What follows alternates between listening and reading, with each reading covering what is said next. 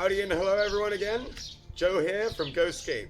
Today we're going to talk about how you can keep your skating fun with different types of practice, and also how varying your practice prevents it from getting stale and boring and should prevent plateaus. Along the road to glory for skaters, we need to maximize the speed at which we travel along that glorious road. And in order to do that, we need to keep things fun, varied, and progressive. And in order to do that, we need to focus on how we do our practicing. And today, we're going to break down practice and put it into different categories. And this can help lots. It helps a lot to put things into different categories. It helps you recognize what you're doing, and it means that you can be more effective and efficient at your practice because you can direct your efforts. It can be very difficult without aid or assistance. So today, I'm going to try and help you direct your practice into more efficient directions. So, first we have repeat practice. This is when you repeat the same trick over and over and over again. This can be handy. It can be handy if you're at the brink of learning something. You can get a lot done in a small period of time, but it can only be effective for a short period of time. Lots of people get trapped into repeat practice because they want to try and learn one trick and they want to learn it real quick. This is probably the most common type of practice that I see, especially for beginners because they have one trick that they want to do. But it's important to have lots of tricks on your roster, things that you can and can't do. So repeat practice is effective, but it's only really effective for one thing at a time. So we need to add to that by moving on to the next type of practice, which is varied practice. Varied practice is where you try lots of different things across a longer period of time. This is probably the most effective by itself, but as I said, it's good to try all the different types of practice. Varied practice is very good for progression, comfortability, and stability on the board.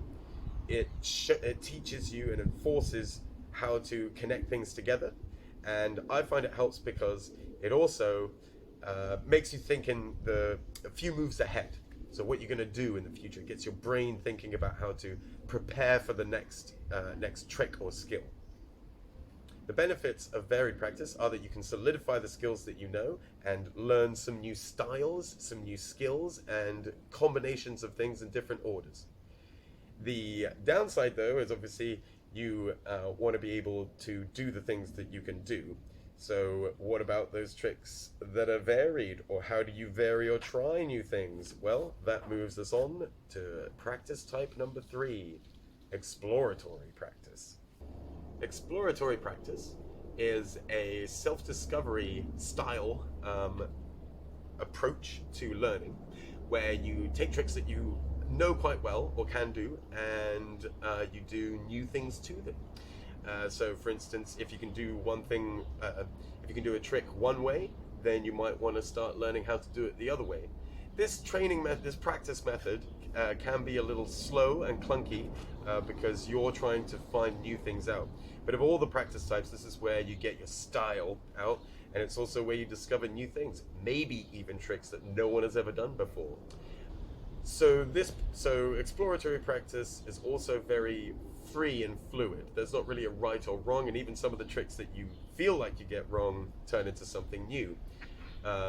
It's effective for as long as you're willing to commit to it, really, but it does require some creativity and thinking laterally about the way that you're skating, which is also how the style comes in, but this is how you can learn the most new things.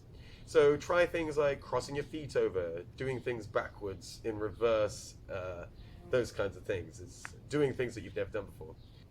So now I'm going to demonstrate with some footage the different types of practice, just to illustrate to you visually and all the other things, what the different types of practice look like and what they are in practice, so to speak.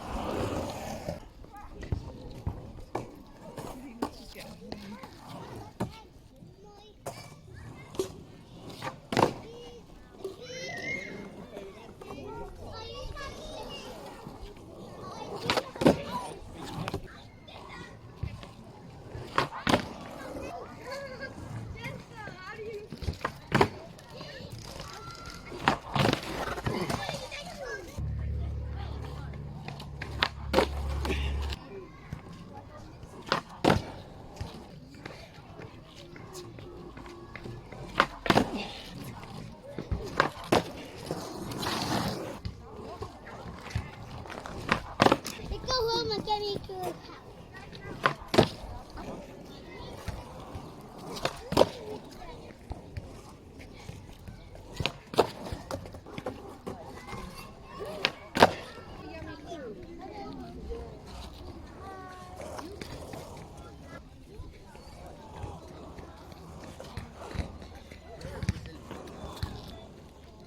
Oh, you almost got me there.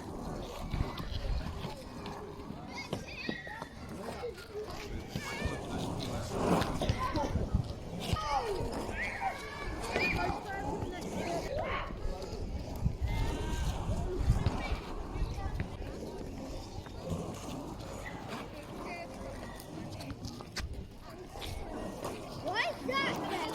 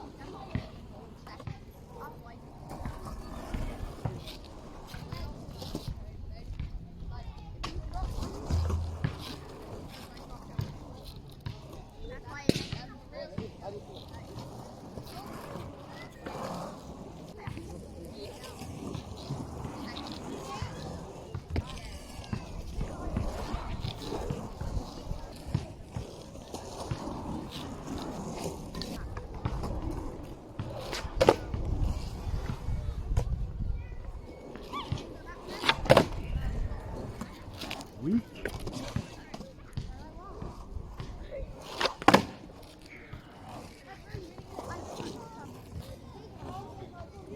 If that ball hits you, okay, if that ball hits you in the face.